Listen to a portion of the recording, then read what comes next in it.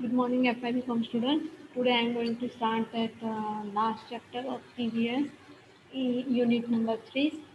Ecotourism is entirely new approach in the tourism. It involves the travel to the nature areas to appreciate the cultural and natural history of the environment in such a way that care is taken not to disturb the integrity of the ecosystem while creating the economic opportunities that make conservation and protection of the natural resources advantages to the local people. In the other words, ecotourism an integrated program that nature-based and ecological sustainable where education is integrated, interpretation is a major constituent and where local people are benefited. So यहाँ पे आपको ये बताया गया है that eco tourism is obviously related to that natural resources and the natural areas, and it is also going to create that economic opportunities and the conservation and protection of the natural resources. In the other words, we can say that it is ecologically sustainable and where education and interpretation is the major constituent. Now we will see the history of ecotourism in India. Since the ages, the nature worship and the conservation ethics have been inseparable part of Indian thought and tradition. And the Indian tradition has always taught that humankind is a part of the nature and one should look upon all the creation with love and respect. India, the land of red geographical features, offers the several tourist destinations that not just distress but also rejuvenates the tourists.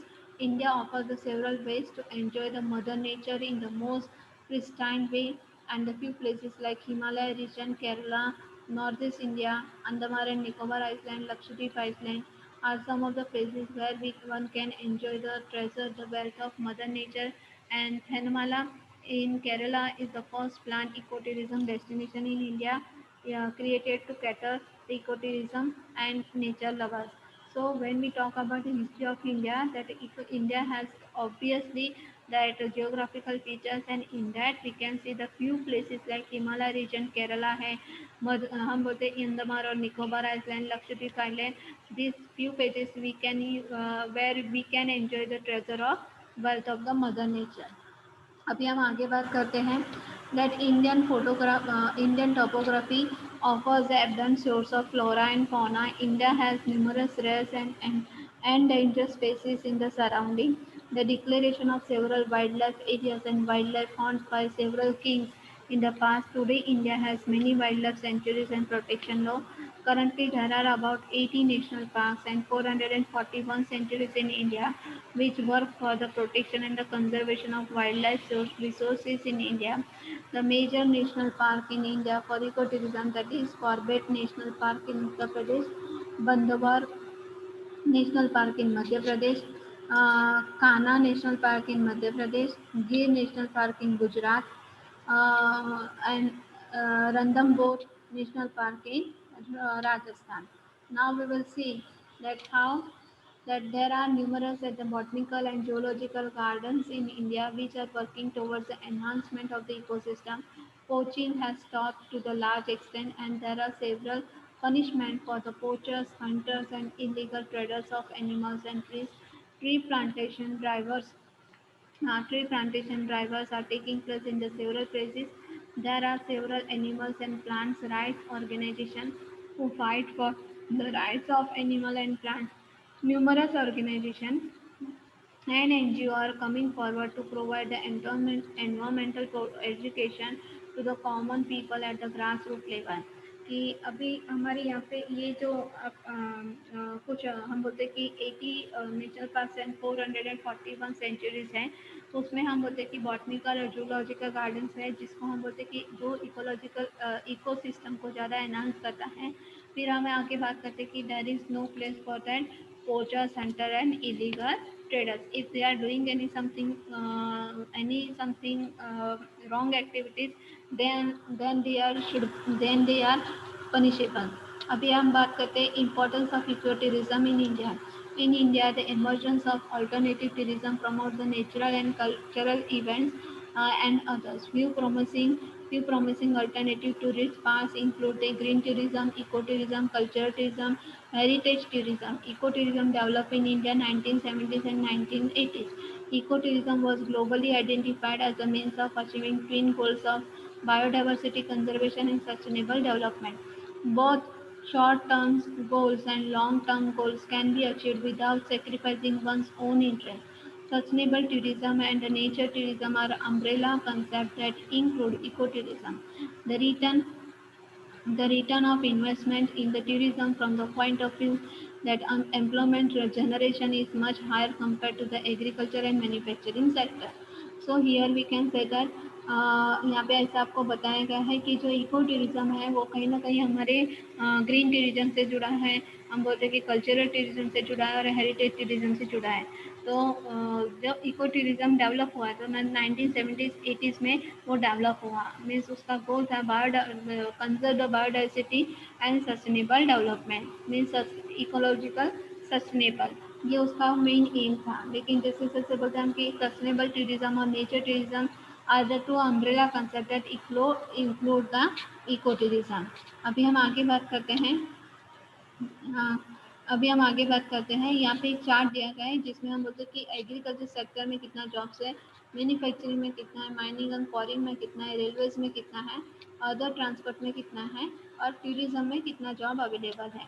अभी हम आगे बात करते हैं तो most significant feature of the eco tourism in industry in India is the capacity to create the large scale employment opportunities, particularly in the remote and the underdeveloped area. It offers the enormous potential for utilizing the natural resources like landscape, mountains, biodiversity areas, rivers for the benefit of the people. Ecotourism is not only the travel statement, but it gives the message of our relationship with the nature and its and own inhabitants. India become a very common name for the ecotourism because of its natural resources and the beauties. Ecotourism focuses on the Indian local cultures, wilderness, adventurers, and environmental protection. In India, the movement is gathering momentum with the more travel and the travel related organization for addressing the needs of eco-tourists and promoting ecotourism in the country. तो यहाँ पे आपको eco tourism industries के बारे में means उसका मतलब है कि ज़्यादा से ज़्यादा अपॉर्चुनिटी इसमें अवेलेबल है। जैसे हम बोलते हैं कि अभी नेचुरल रिसोर्सेज, जैसे हम बोलते हैं कि लैंडस्केप है, माउंटेन्स है, बायोडाइवर्सिटी एरियाज है, रिवर्स है, तो वहाँ पे हम बोलते हैं कि ये सबसे ज़्यादा इस्तेमाल किया जाता है। तो जब हम बोलते हैं कि इको टूरिज्म ना ही ओनली एक ट्रैवल स्टेटमेंट है, लेकिन उसको हम बोलते हैं कि नेचर के साथ उस और नेचर के साथ जुड़ा हुआ हर एक जो इंसान उसके साथ रिलेशन कैसे बनाना है वो हमें इको टूरिज्म सिखाता है। जब हम इको टूरिज्म की बात करते हैं तो इंडिया की बात करते हैं तो उसमें नेचुरल रिसोर्सेज ज़्यादा और ब्यूटी ज़्यादा है, और इको टूरिज्म ज़्यादा से ज़्यादा हम बोलते हैं कि इंडियन लोकल कल्चर्स पे या एडवेंचरस पे या एनवायरमेंटल प्रोटेक्शन पे ज़्यादा ध्यान दिया जाता है। अभी हम आगे देखते हैं that effects of ecotourism in India. Increasing the foreign exchange. Ecotourism is one of the important industries that earn foreign exchange from country without actually exporting any material goods. कि इको टूरिज्म एक ऐसा industry है जहाँ पे हमें foreign exchange मिलता है कि हमें वहाँ पे कोई मटेरियल हमें एक्सपोर्ट नहीं करना पड़ता है। Then next point is to help in the development of infrastructure facilities. Development and improvement of infrastructure facilities are the another important benefits offered by the ecotourism in industry. That variety of secondary industries which may not serve the needs of ecotourism. Thus, indirectly, tourist expenditure may be responsible for stimulating other economic activities of the country. So, eco tourism को develop करने के लिए तो यहाँ पे infrastructure facility की ज़रूरत होती है, और ये हमें जैसे बोलते हैं कि जितना भी हम इतना इस ये जो है कि इको इको टूरिज्म है तो हमें सिर्फ ब्यूटी या हम बोलते हैं कि लोकल कल्चर्स नहीं, लेकिन हम बोलते हैं कि इको टूरिज्म के जो नीड्स हैं वो भी ये इंडस्ट्रीज हमें देती है। अभी हम बोलते हैं कि जो टूरिस्ट एक्सपेंडिचर है वो भी हम बोलते हैं कि टूरिस्ट एक्सपेंडिचर किस पे निर्भर करता है कि जैसे इकोनॉमिक एक्टिविटीज़ होती है कंट्री की, उसके लिए टूरिस्ट एक्सपेंडिचर उस पर निर्भर करता है। to help in the balance in the regional development. Tourist development greatly benefits underdeveloped regions of the country, and these economically backward regions mostly have the places of high space, high scenic beauty, which is developed for the ecotourism industry, will help you to bring a lot of prosperity to the local people. So ecotourism eco tourism का आपको क्या काम क्या दिया गया कि eco tourism का अपना मतलब ये होता है कि जैसे हम बोलते हैं कि टूरिज्म हम बोलते हैं कि जैसे बोलते हैं इकोनॉमिकली बैकवर्ड क्लासेस है वहाँ पे जहाँ पे ये इको टूरिज्म इंडस्ट्रीज लगाया गया हम बोलते हैं कि जो सीनिक ब्यूटीज है तो उसकी वजह से उसको एक बढ़ावा मिलता है टूरिज्म इंडस्ट्रीज के लिए तो जिसकी वजह से हम बोलते हैं कि लोकल पीपल में प्रॉस्पेरिटी आ सकती है आगे हम बात करते हैं to help in the generating employment tourism industries is highly labor-intensive service industries that generates the employment for high-skilled, semi-skilled and unskilled labor in the sectors hotels, restaurants, travel agency, tourism offices, shops.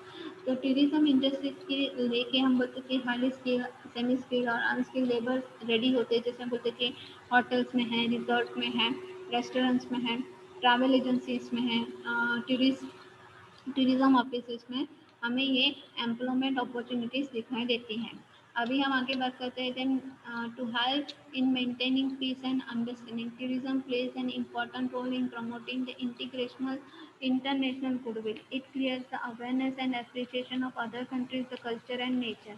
The fundamental required for ecotourism to be practiced is control on the access on the area.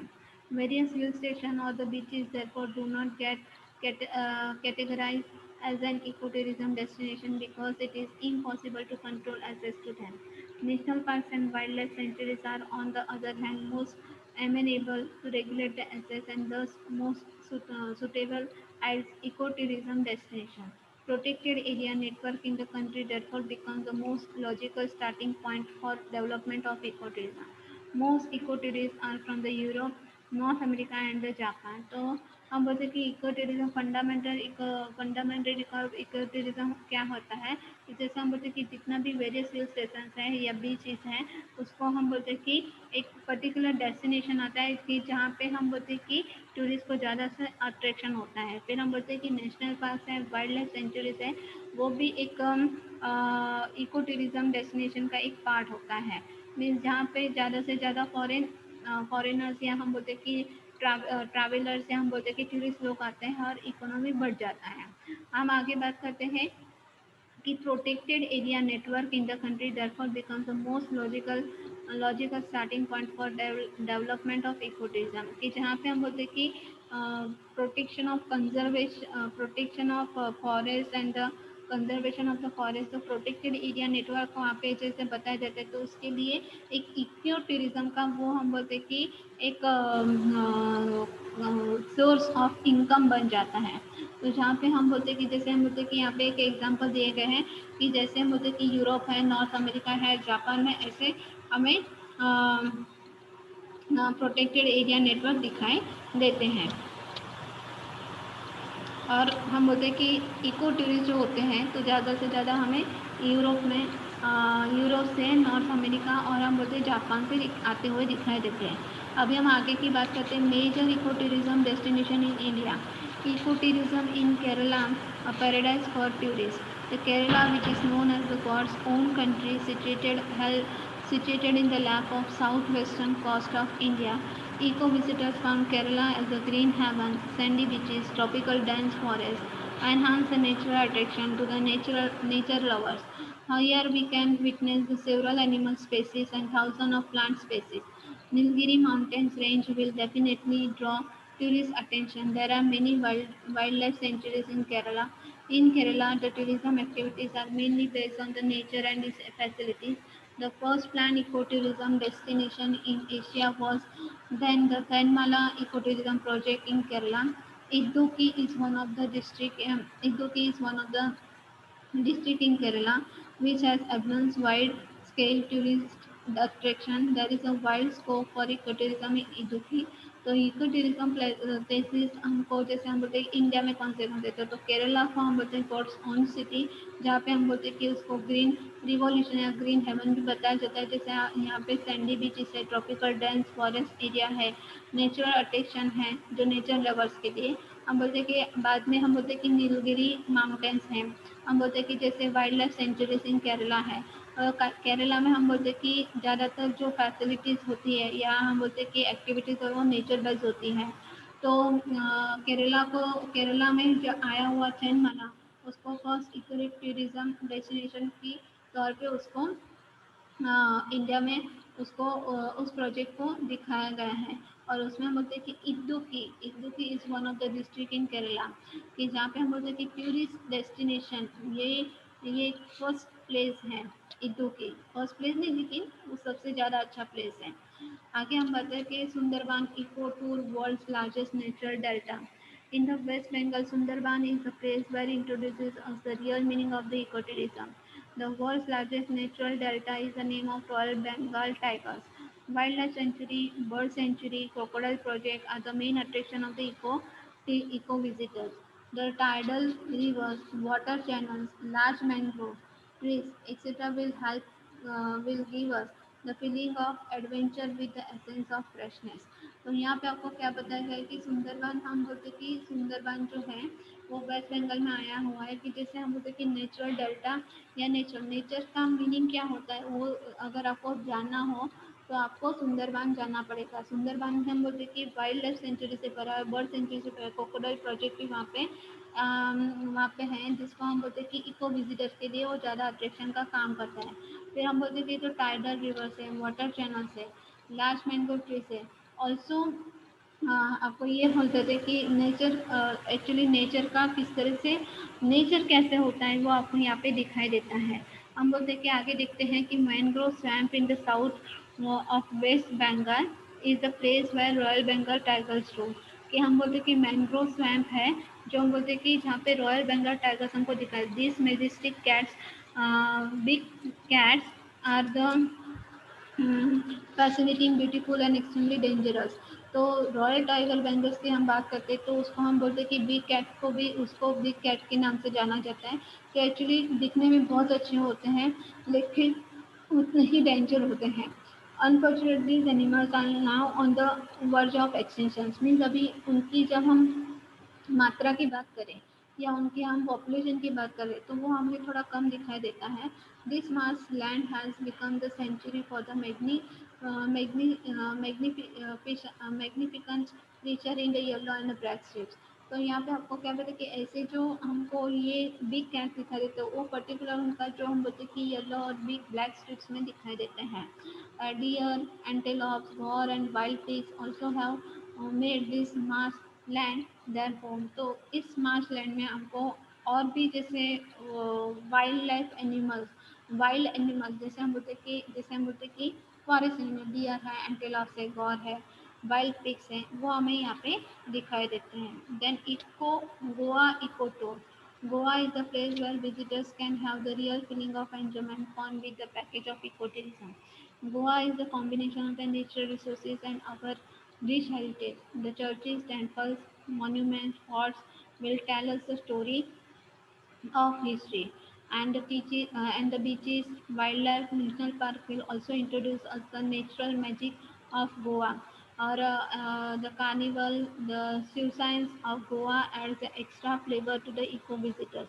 Goa is making keen efforts to develop the ecotourism by developing interior green sports like waterfalls, sanctuaries and lakes. तो Goa is famous place जो हम सभी को हमें पता है, लेकिन उसका हम बोलते हैं कि नेचुरल रिसोर्सेज जैसे कौन सा है, कि जैसे एक तो उसका फेमस है जैसे बीचेस है, फिर हम बोलते हैं कि वाइल्ड लाइफ है, नेशनल पार्क है, ये नेचुरल मैजिक है गोवा का। फिर हम बोलते हैं कि जिसमें हम बोलते हैं कि कार्निवल, और हम बोलते हैं Q science of Goa. Carnival and Q science of Goa जो हम बोलते हैं कि इको विजिटर को ज़्यादा अट्रैक्ट करता है। और उसके हम बोलते हैं कि वाटरफॉल्स है, हम बोलते हैं कि सेंचुरीज है, लेक्स है, वो गोवा के हम बोलते हैं कि मेन प्लेसेस है जो इको विजिटर्स को ज़्यादा अट्रैक्ट करते हैं, टूरिस्ट को ज़्यादा अट्रैक्ट करते हैं। आगे बात करते हैं Himalayas. The whole mountain range of North India will give the tourist the perfect picture of eco-tour. Several places like Kulu Manali, Ladakh, Dharamshala, Dalhousie are specially known for natural beauty for the nature lovers. Eco-visitors can witness the magical glow of sunrise sunset from the different corner of mountain range.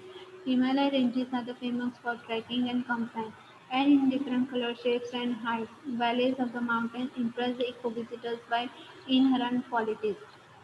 तो हिमालय में हम जब बात करते हैं हिमालय की बात करते हैं तो जैसे हम बोलते हैं कि कुल्लू मनाली है, लद्दाख है, धर्मशाला है, दिल्ली उस्तिक है, ये नेचुरल ब्यूटी के लिए वो ज़्यादा पहचाने जाते हैं, जहाँ पे हम बोलते हैं कि डिफरेंट रेंजेस ऑफ माउंटेन्स हम देख सकते हैं। तो माउंटेन्स जैसे फॉर एग्जांपल ट्रैकिंग के लिए कंपाइनिंग के लिए अच्छे होते हैं, या जहाँ हम बोलते हैं कि आप एडवेंचरस लाइफ जी सकते हैं। हम बोलते हैं कि अभी यहाँ पे आपको हम बोलते हैं कि हम बोलते हैं कि जो वैलीज हैं, हाइट्स हैं, शेप्स हैं, माउंटेन्स हैं, वो आपको मीन्स इको विजिटर को ज़्यादा से ज़्यादा अट्रैक्ट करने की कोशिश करते हैं। अभी हम आगे देखते हैं Andaman and Nicobar Island. Andaman and Nicobar Island are the garden of natural beauties and attractive spot for nature lovers. Animals, marine life, plants make them alive in the deep water of the Bay of Bengal. The fresh and clean environment, well-maintained road attract all the ecotourists from all over the world to this place. These islands are covered by the dense jungles and surrounded by the several coconut trees. Here the adventure plays key role to build up the relation between the nature lovers and nature. तो Andaman and Nicobar जो Iceland है हम बोलते हैं कि उसको natural beauties और attractive spot के लिए नेचर लवर्स के लिए बहुत ज़्यादा फेमस है। यहाँ पे हम देख सकते हैं कि मरीन लाइफ है, प्लांट्स हैं, जो हम बोलते हैं कि डीप वाटर है, बे ऑफ बंगाल मीन्स बंगाल की खाड़ी, ये जो हम बोलते हैं कि ये जो है वो मरीन या कोस्टल लाइन से जुड़ा हुआ है, जो हम बोलते हैं कि एक it it represent the beauty that हम बोलते हैं कि वहाँ पे हम बोलते हैं कि और बोलते हैं कि एनवायरनमेंट की बात करें तो वहाँ पर फ्रेश एनवायरनमेंट क्लीन एनवायरनमेंट है, जहाँ पे इको टूरिस्ट ज़्यादा से ज़्यादा जाना पसंद करते हैं। अभी हम आगे बात करते हैं Coorg. The scene beauty of this hill station is unmatched. Exploring this hill station and its natural position, world-famous waterfall, Irukku and Abe and Nagarhole National Park are worth making one's eco vacation extremely enjoyable. तो कुर्ग में हम बोलते हैं कि उसकी hill station की beauty है, उसको हम कोई मैच नहीं कर सकता। तो हिल स्टेशन में हम बोलते हैं कि नेचुरल पोजिशन ज़्यादा है, जैसे वाटरफॉल से इरुक्कू है, एबे है, नागरहोल, ये जो हम बोलते हैं नेशनल पार्क है और इको वेकेशन के लिए एंजॉयबल प्लेसेस हैं। एंड देन हम बोलते हैं घरवाली that no snow cap mountains, beautiful meadows, searing lakes, dense forests offering amazing wildlife view are some of the embedded geographical features in this northern region of country. तो उसकी हम आगे जब स्नो कैप माउंटेन्स की बात करते हैं, beautiful meadows की बात करते हैं, लेक्स की बात करते हैं, डेंस फॉरेस्ट की बात, तो ये एक नेचुरल ब्यूटी है जो जियोग्राफिकल फीचर्स भी हमको दिखाए, नॉर्दर्न रीजन्स में जियोग्राफिकल फीचर्स दिखा देते हैं। Then Kodaikanal, the whole beauty of small places assemble the beauty of untouched serene and virgin lakes and caves, and which is full of offering diverse range of eco adventures. तो Kodai canal जहाँ पे हम बोलते हैं कि lakes और caves, virgin lakes और caves हैं, हम बोलते हैं कि उसकी beauty it is amazing and which is offering that range of eco adventure. और अब हम आगे आगे बात करते हैं Sikkim. With the joy of trekking in the second highest peak of the world that Kanchenjunga, exploring the rhododendron track and beautiful land of orchid, Sikkim is unmatched anywhere elsewhere in the world. तो सिक्किम का कोई comparison ही नहीं है, जहाँ पे हम बोलते हैं कि दुनिया की सबसे बड़ी पहाड़ी दूसरी नंबर पे आने वाली पहाड़ी कंचनजंगा, तो हम बोलते हैं कि वहाँ पे रोडोडेंड्रन ट्रैक और हम बोलते हैं कि ब्यूटीफुल लैंड ऑफ ऑर्चिड है, जो हम बोलते हैं कि सिक्किम के लिए बहुत ही फेमस है। आगे हम बात करते हैं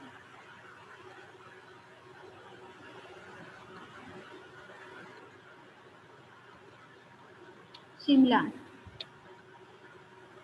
fine opportunity to enjoy excursion like oak and rhododendron drawn forest, exploring the skiing and ice skating and Himalaya sightseeing make this small hill station one of the most favorite vacationing spot for domestic as well as international tourism.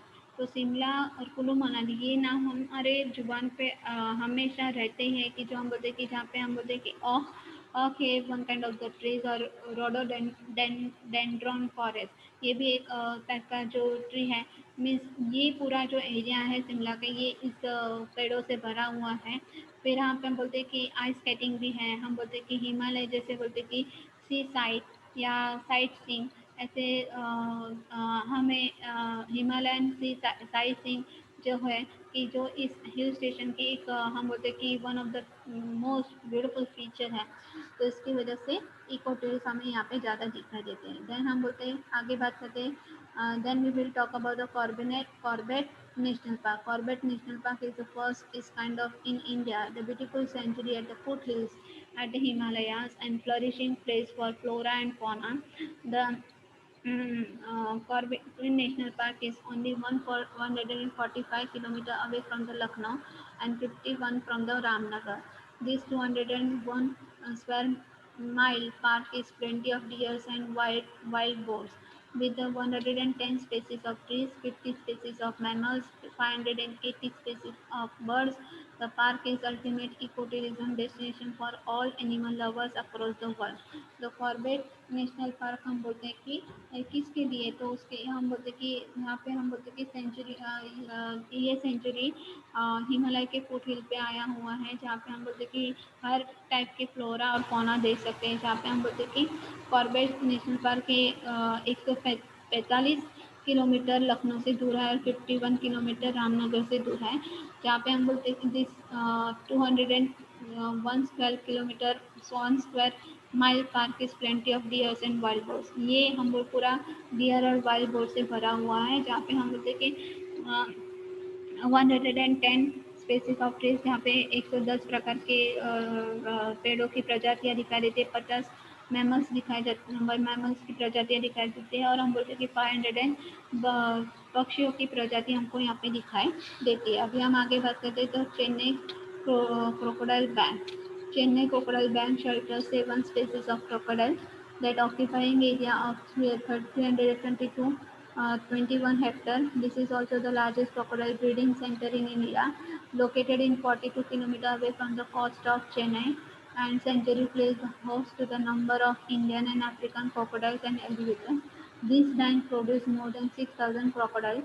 There is also the large reserve of the venomous and non-venomous snakes, and this fears some predators need the wilderness to flourish, and this is just a place that is perfect for the habitation. The Crocodile Bank is 35 kilometers south of Chennai and is situated beside the scenic East Coast Highway.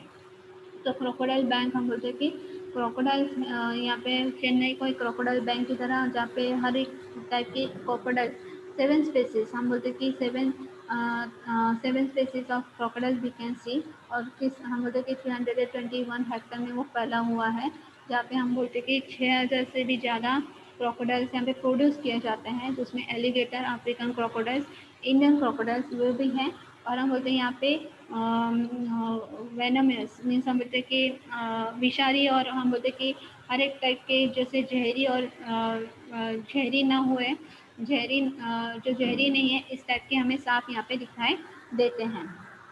आगे हम बात करते हैं promoting eco tourism in India. तो key players in eco tourism business are the government, local authorities, developers and operators, visitors and local community. Each one of them has to be the sensitive to the environment and the local tradition and follow the set of guidelines for the successful development of ecotourism. तो यहाँ पे means in India the government organisation and scientific and the research institution also have played the key role in the development of ecotourism. Special officers have been designated to coordinate the activities regarding ecotourism. तो यहाँ पे हम बोलते हैं कि eco tourism business, जो हम बोलते हैं कि ये इको टूरिज्म के प्लेसेस इको टूरिज्म बिजनेस बन चुके हैं, जहाँ पे हम बोलते हैं कि लोकल अथॉरिटी डेवलपर्स होते हैं, ऑपरेटर्स होते हैं, विजिटर्स होते हैं, लोकल कम्युनिटी के। तो उसके साथ साथ हम बोलते हैं कि गवर्नमेंट भी उनके साथ काम करती है, और हम बोलते हैं कि उसको आगे बढ़ाने के लिए each one of them has to be the sensitive to the environmental local tradition and follow the set guidelines for the successful development of eco।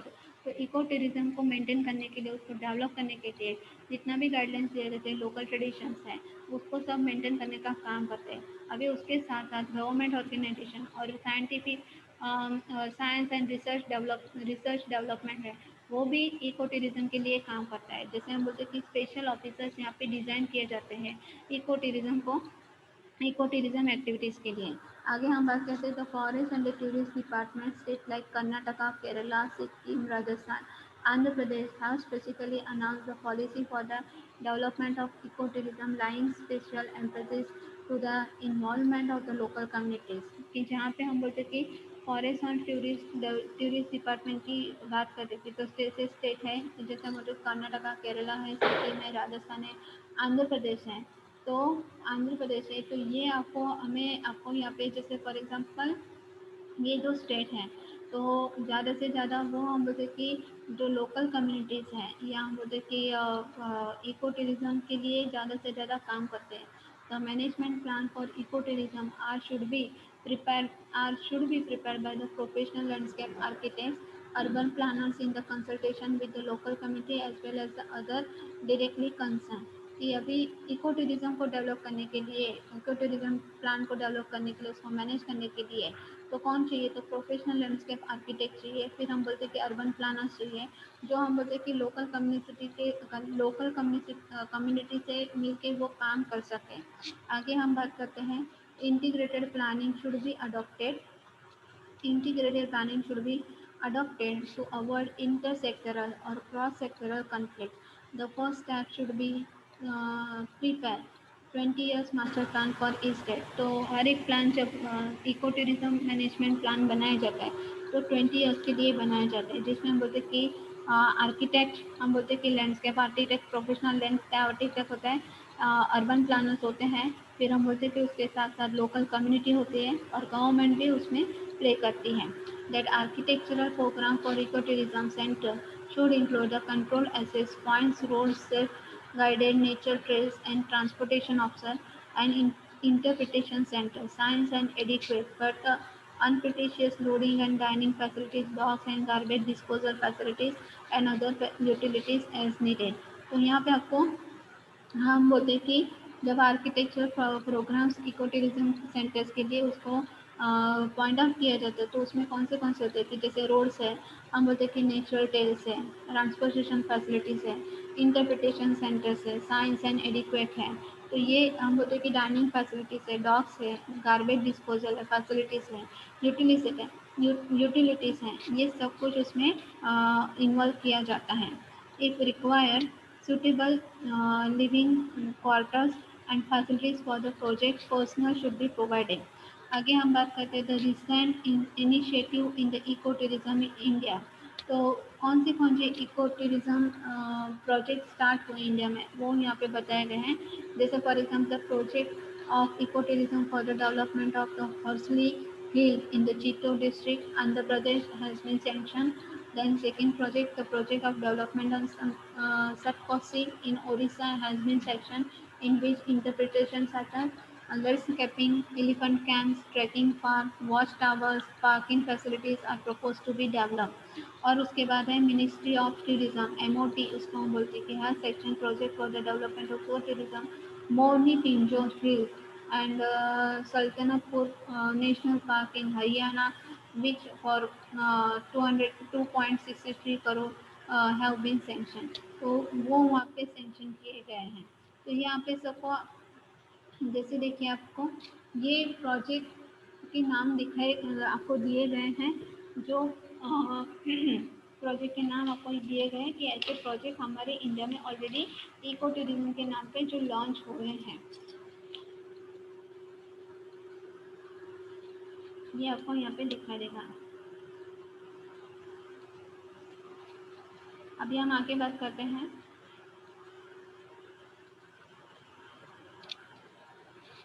the National Ecotourism Policy and Guidelines.